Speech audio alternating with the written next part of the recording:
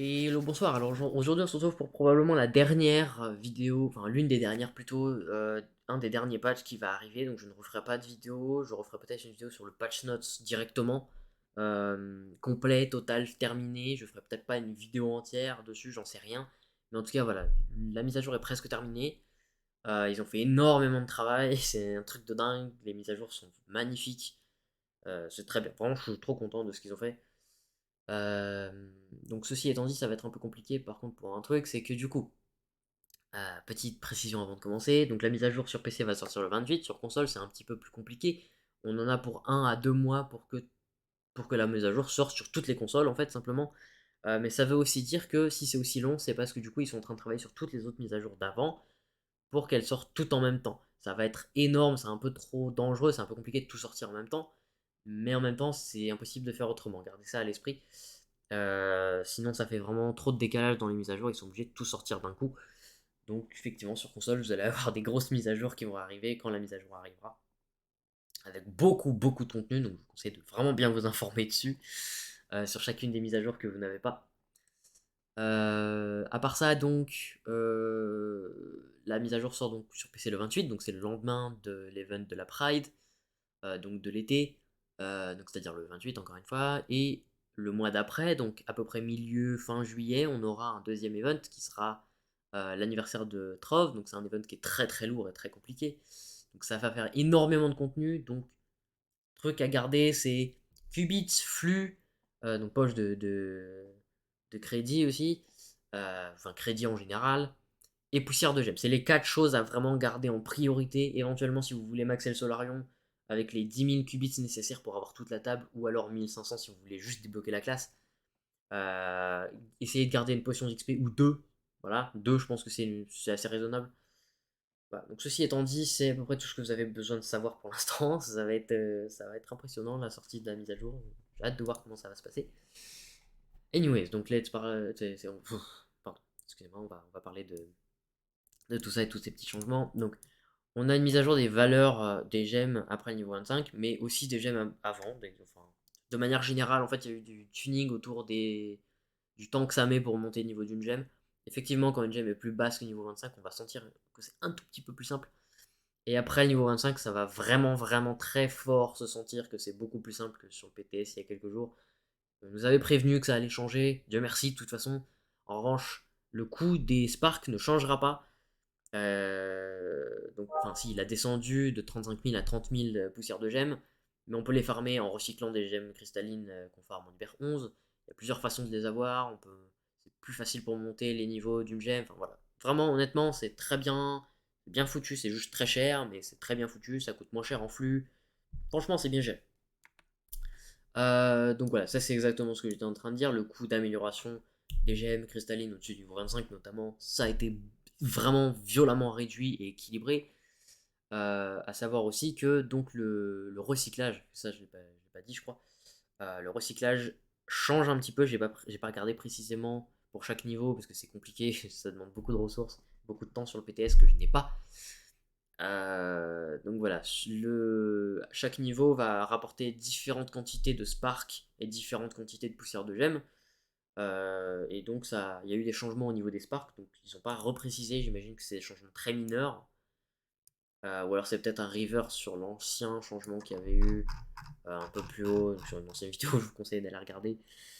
Enfin en gros voilà, j'imagine plus de spark qu'avant au recyclage.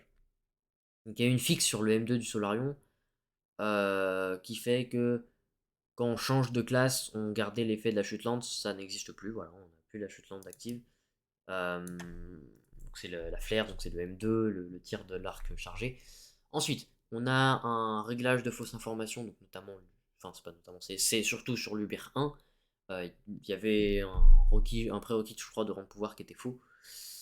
Donc voilà, ça a été changé. Ensuite, on a un effet. Alors, il y a un mob qui s'appelle Shadowclam, donc je sais pas du tout comment il s'appelle en français. C'est la palourde, en gros, c'est un truc qui one-shot un peu. Existe en fouille, mais qui existe aussi dans le nouveau biome. Donc il y a deux créatures différentes qui ont des effets d'épine, c'est-à-dire des effets de répulsion de dégâts, de réplique. En gros, il y a un passif, un consommable qu'on peut prendre qui va remplacer malheureusement la lumière pendant un petit moment, enfin pendant 1 heure.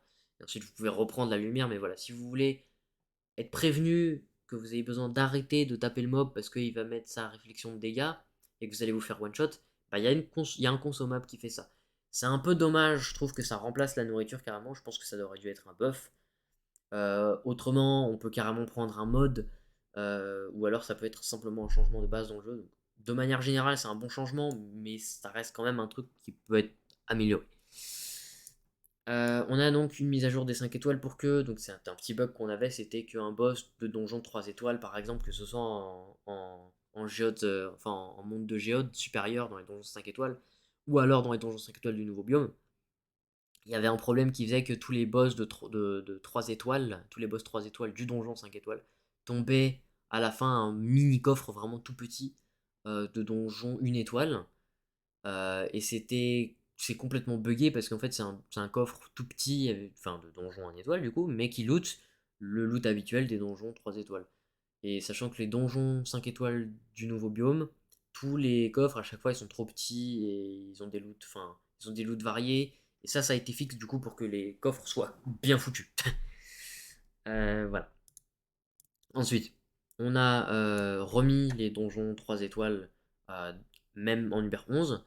Donc Uber 11 et en dessous, il y a les donjons 3 étoiles, même dans le nouveau biome. C'était pas le cas avant, c'était que des donjons 5 étoiles au-dessus du. Je crois que c'était qu'en Uber 11 qu'il y avait que les donjons 5 étoiles. Ça a été changé. Maintenant, c'est donjons 5 étoiles plus 3 étoiles. Je trouve ça dommage un peu, c'est normal après tout, mais je trouve ça dommage. J'aurais aimé qu'en Uber 11 on puisse farm simplement uniquement donjon 1 étoile et donjon 5 étoiles. C'est beaucoup plus rapide pour le grind, parce que les 3 étoiles n'apportent pas grand chose au final.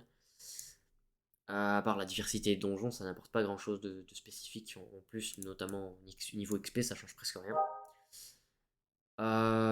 Donc les donjons, pardon, les boss non uniques. Donc ça veut dire les boss qui ne sont pas des boss spécifiques. C'est pas des boss, enfin, des boss uniques simplement. On a dans les donjons 5 étoiles. Donc s'il y a toutes les semaines, on peut tuer une fois ou plus évidemment, mais une fois quand on tue un boss unique. Il y en a plusieurs, il y en a je crois 4. Donc c'est des anciens boss, c'est Brony, et il a 3 versions différentes. Voilà, et il y a un autre boss après. Ces 4 boss là peuvent tomber des loots supplémentaires, mais ils apparaissent pas tout le temps, ces boss uniques. Donc il y a les anciens, sur le PTS ils apparaissaient tout le temps, mais du coup ça a changé. À la release, ce sera pas le cas, ce sera. Voilà, il y aura des boss normaux qui vont spawn dans les donjons 5 étoiles, et voilà, c'est tout. Ensuite, on a 2 alliés et 2 montures. Donc les 2 alliés, j'ai pas eu le temps de vérifier, mais les 2 montures sont absolument fabuleuses, vraiment elles sont magnifiques. On peut trouver rarement dans les donjons, dans les coffres de boss de donjons 5 étoiles, qui sont échangeables ou craftables d'ailleurs dans la table du biome, hein, donc voilà, c'est plus simple.